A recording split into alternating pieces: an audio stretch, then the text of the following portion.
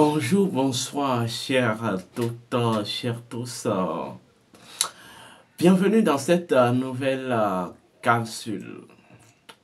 On m'appelle Streyezeba Awandino, je suis instructeur spirituel, je suis métaphysicien. Alors, aujourd'hui, nous allons aborder la métaphysique du premier accord colonial, intitulé le remboursement de l'intégralité des dettes liées aux infrastructures construites par la métropole, la soi-disant métropole, lors du temps de la colonisation. Je pense que il est temps que les Africains se réveillent, quoi. Il est temps que les Africains arrêtent de penser que, voilà, ils sont indépendants. Parce qu'en fait, l'indépendance même n'est pas le plus important.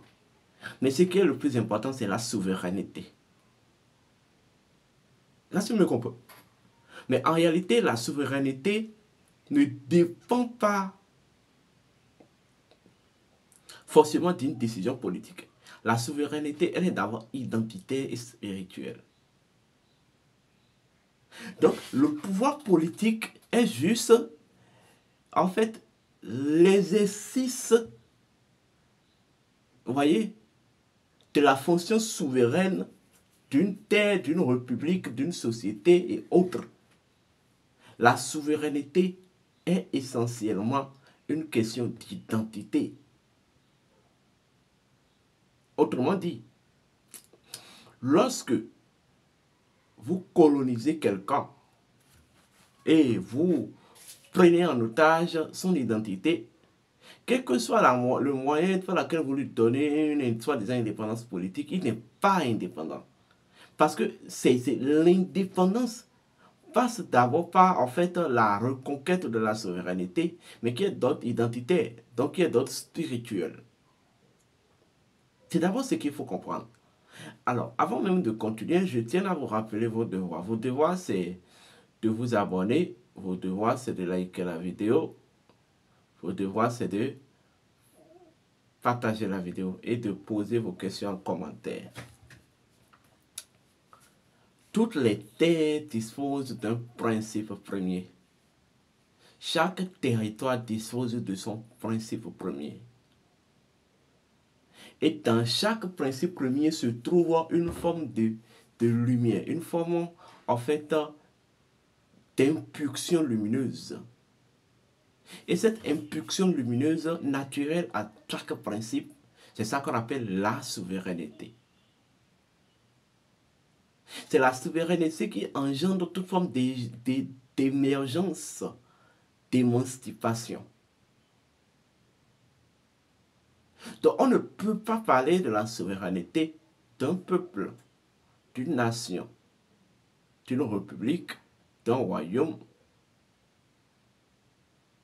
lorsqu'il n'y a pas encore eu une révolution qui doit favoriser la décompromission de l'identité de cette terre-là. Donc, le château colonial disait qu'en réalité, que tous les peuples africains nouvellement indépendants, c'est ça qu'il faut d'abord enlever. Vous n'avez jamais été indépendant. Je suis désolé de vous le dire, vous n'avez jamais été indépendant. Si vous avez été indépendant, ne serait-ce que indépendance dans l'âme. Je pense que l'émotionnalité de la conscience collective des Africains ne serait plus en fait colorée je veux dire, de compromission, de fanatisme, d'endoctrinement religieux. Mais quelle forme de religion? L'Occident, les religions occidentales ou occidentaux.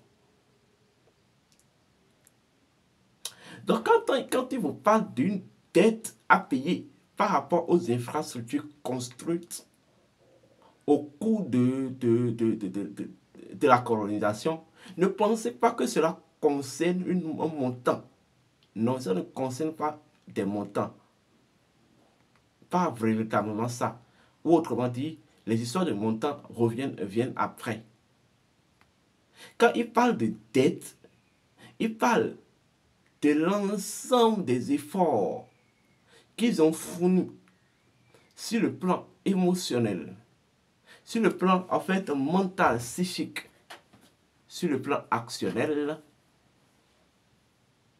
pour vous construire des formes d'infrastructures qui ne cadrent pas véritablement avec vos idéologies traditionnelles et sociales. Vous devez les rembourser tout ça. Voilà pourquoi ils sont prêts à tout le temps créer des cataclysmes, des guerres, des histoires de division, en fait, pour toujours que, en fait, vous les fassiez allégeance. Donc la dette dont le premier pacte colonial parle, c'est d'avoir une dette énergétique. C'est d'avoir une dette énergétique. Vous comprenez? Avant qu'ils viennent s'asseoir, nous venons nous coloniser, il y a eu des luttes. Ils ont perdu des êtres humains, ils ont perdu beaucoup de leur armée. Selon cette charte, selon ce premier accord, vous devez payer tout ça. Payer même l'énergie perdue de leur armée sur le plan humain, entité, etc., etc. C'est d'abord en primauté ça. Et cela passe par en fait la mise sous tutelle encore et encore de l'intelligentsia de votre terre, l'intelligentsia de votre pays. En fait, c'est comme si vous êtes dans une forêt, c'est comme si vous êtes dans un environnement, et on vous dit vous êtes indépendant, et l'indépendance, c'est ce qu'ils ont fait. Vous étiez dans une cage, ils vous ont amené dans la forêt, ils vous ont rendu libre, mais ils ont pris des clôtures pour encercler en fait la forêt. C'est exactement ça. C'est à ça apparaît l'indépendance. Je vais vous dire une vérité. L'indépendance ne s'accorde pas. Ça s'acquiert. L'indépendance, c'est quelque chose qu'on conquiert. Vous deviez travailler pour conquérir votre indépendance. L'impérialisme ne peut jamais. L'impérialisme, soi-disant, oui, l'impérialisme occidental ne peut pas vous accorder votre indépendance. C'est impossible. C'est impossible. Mais elle ne peut qu'en fait elle ne peut que produire des jeux, des réalités confuses dans lesquelles vous allez vous sentir en fait sur le plan émotionnel un peu indépendant, mais au fond, du point de vue identitaire, vous n'avez jamais été indépendant. Puisque ce qui caractérise même l'indépendance, qu'est la souveraineté, et qui est liée même à l'identité profonde de votre terre, est encore compromise, donc vous n'êtes pas indépendant.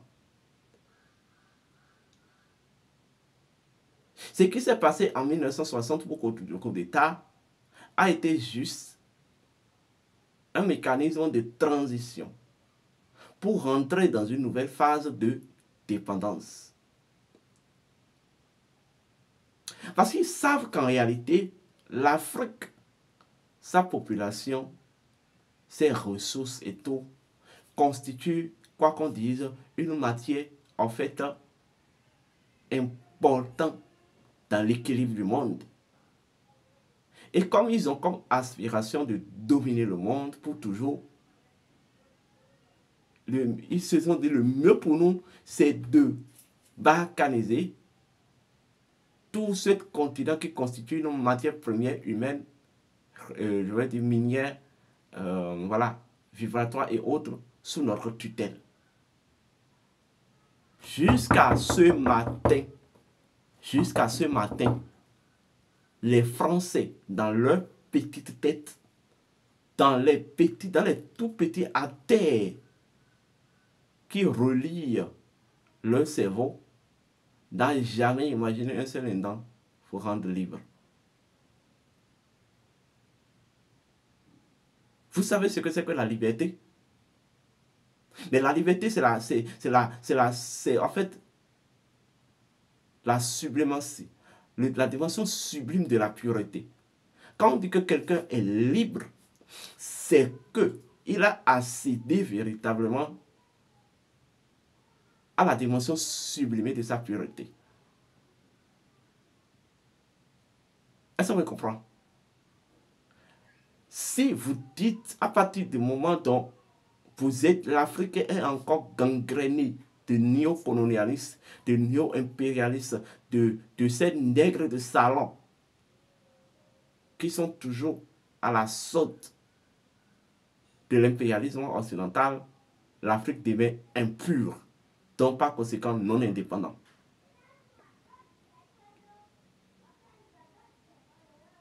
Vous comprenez?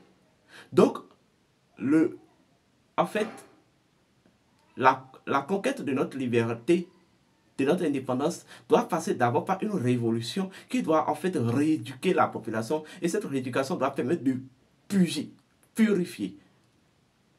En fait, cette terre-là, des microbes. Oui, des microbes. Des microbes. La liberté, la véritable liberté, c'est la pureté dans sa sublime. La pureté sublimée. C'est ça en fait. Tant que la pureté n'est pas encore dans un état immaculé, alors vous n'êtes pas libre. Et cela en fait passe d'abord par en fait la restauration et la reconnexion à votre identité profonde. Dans le retour aux us et coutumes. Moi, je ne conçois pas que vous disiez que vous êtes indépendant et que vous dirigez un pays indépendant, mais que vous faites mystiquement allégeance aux loges occidentales. C'est la preuve tangible que vous n'êtes pas indépendant et vous n'avez jamais été indépendant. Et ça, c'est bien comprenez. En fait, c'est de ça qu'il s'agit. Ils ont fait ça, après ils vous ont amené les histoires de démocratie. Ce que vous appelez la démocratie, c'est la pire bêtise qui puisse exister dans notre histoire en tant qu'Africains. C'est la pire bêtise qui puisse exister. La finalité des peuples, ce n'est pas la démocratie. La finalité des peuples, c'est le développement. Point.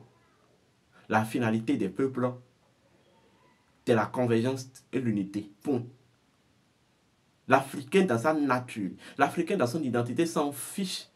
Et en fait, s'en fiche pas mal de ce que les Occidentaux appellent démocratie. Donc, suivez-moi bien. Suivez-moi bien.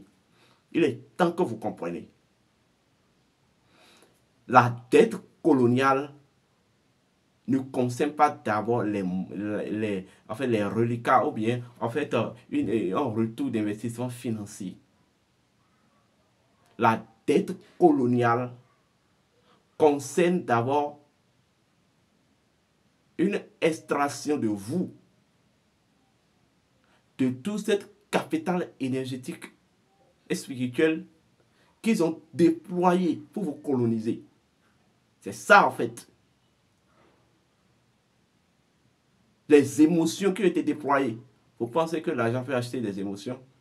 Aucun montant au monde, aucune somme au monde ne peut acheter les émotions. Ça veut dire quoi? C'est une dette que vous ne pouvez jamais finir de payer, à moins que vous décidez de rompre. Et en fait, pour entretenir, pérenniser cette dette, ils ont essayé de former des labins, des individus à esprit locomotisé, ce que j'appelle des microbes, afin de servir de relais de perpétuation de toutes ces charges énergétiques et spirituelles, afin que cette dette continue de génération en génération. Écoutez les présidents français par rapport au Mali et par rapport au Niger pour le gamin de l'Élysée vient nous dire que C'est sans sa petite France. La petite France qui ne fait même pas le quart du tiers de la moitié de toute l'Afrique, que voilà, l'AES n'aurait pas existé jusqu'à aujourd'hui. Mais je pense que nous sommes un peu tombés sur la tête. Hein. Si nous ne sommes pas tombés sur la tête, mais est-ce que la France jusqu'à nos jours est parvenue à payer en termes de dette les capitales humaines que ces pays sahéliens ont envoyées pour le défendre lorsque l'Allemagne nazie la dévorait? La France doit, en fait, sa survie actuelle aux Africains, aux tirailleurs africains. Maintenant qu'aujourd'hui, qu'ils viennent parler de je ne sais quoi, il y a un adage qui dit dans notre langue, donc, en fait, le fantôme qui protège la nuit, c'est le même fantôme qui est en train de voler les poulets. Pour créer une guerre que vous appelez terrorisme, et vous mettez dans les accords avec vos lavins de chefs d'État, puis après vous passez par derrière, vous venez dire que oui, vous voulez nous sauver. Et que vous avez même le culot de dire oui, que au Mali, il y a 52 personnes qui sont mortes, et voilà. Et que, est-ce que le Mali est obligé de vous payer ces 52 personnes qui sont mortes dans votre armée? Et les plus de 3000 hommes tirailleurs tués en 1945 parce qu'ils ont dû demander les tues. Est-ce que l'armée française a été capable de payer? Donc on arrête ça. Les histoires de dettes coloniaux, c'est quelque chose qui est fait pour que vous ne payez jamais. Ce n'est pas des dettes financières, c'est des dettes en fait énergétiques et spirituelles. Tous les efforts qu'ils ont déployés pour vous coloniser, c'est-à-dire, vous êtes venu m'attraper, vous m'avez mis en prison. Maintenant, l'effort que vous avez déployé en quittant votre maison, votre centre de pouvoir, et vous êtes venu dans ma maison me prendre là. Ça, c'est qu'à dire, c'est que ça constitue une dette que je vais encore payer. C'est exactement ce qu'ils vous font. Maintenant, les recettes financières constituent des effets à ça. Donc, les Africains, vous devez aller au-delà de ce chantage qu'on vous fait en disant dette financière. Il ne s'agit pas d'avoir de dette financière. Il s'agit de dette spirituelle et énergétique. Il s'agit de dette identitaire. Vous voyez jusqu'à où, en fait, l'impérialisme, dans son esprit logique même, se trompe et est assez mauvais. Donc, il faut une rééducation. Une rééducation de la conscience collective. Au cours de cette rééducation, il faut nettoyer des microbes de l'Afrique. C'est l'abeille qui sert je vais dire, de baisse-jupe à ces Occidentaux à la tête de nos pays là. Il faut les nettoyer tous. Il faut les nettoyer tous. Il faut détruire le système préétabli, instaurer un nouveau système. Parce que, en fait, le système politique, c'est créé de la sorte que tous ceux qui vont venir au pouvoir seront des produits du système. Par conséquent, avec ce système-là, vous ne pouvez pas vous développer. Il faut un autre système, il faut un autre égrégore qui doit, en fait, contrecarrer le égrégore créé. C'est de ça qu'il s'agit, en fait. Donc, voici ce que vous devez comprendre de ce que c'est que la dette coloniale. Il s'agit d'une dette spirituelle et identitaire, une dette spirituelle, soi-disant, et énergétique, créée pour vous mettre toujours dans leur caucus. Est-ce qu'on me comprend? C'est tout, en fait. Les Européens n'ont jamais voulu le développement de l'Afrique. Voilà. L'autre chose, certains Africains sont tellement idiots que on pense que oui, quand un pays développé, c'est un pays dont le développement, en fait, est confirmé par les institutions de Bretton Woods, les institutions occidentalisées. J'ai l'impression que quand même, d'une part, il y a quelque chose qui ne va pas, quoi. Les gars n'ont jamais voulu que vous vous développez. Les gars, ils viennent, ils vous disent que oui, c'est bon, vous vous développez. On vous montre des chiffres bizarres. Puis après, on vous fait des prêts, on fait des prêts. À un certain niveau, il crée déficit et vous oblige maintenant à puger maintenant votre capital humain, les capitales humaines en fait, de votre pays, soit disant que le pays est en récession. En fait, le système colonialiste, jusqu'à ce système néocolonialiste qui continue jusqu'à nos jours, est préétabli. Il faut que les Africains restent toujours en prison sur tous les plans. Sur tous les plans. Il faut faire des luttes, d'accord. Mais ne soyons pas fanatiques dans la lutte. Comprenons quelle lutte nous voulons faire en fait. Comprenons quelle lutte nous voulons faire. Et ne reprenons pas les mêmes erreurs que eux. Ne reprenons pas les mêmes erreurs que eux. Je vous rappelle que je suis apolitique. Je ne fais pas de la politique. Je ne fais pas de la politique. Et à la rigueur, c'est pas, vous ne me verrez jamais venir faire de la politique occidentale. C'est-à-dire la configuration politique préétablie par les Occidentaux. Moi, je ne ferai pas ça. Je ne ferai pas ça. Donc moi, je ne fais pas de la politique. Pour les politiciens qui commencent à avoir peur, moi, je m'en gagne vraiment. Mais moi, je suis un éducateur de la conscience collective. Aucun développement n'est possible sans la conscience collective. Arrêtez de faire allégeance aux égrégores de vos bourreaux, aux égrégores de ceux à qui vous servez de baisse-jupe. Portez-vous bien, que les bénédictions soient.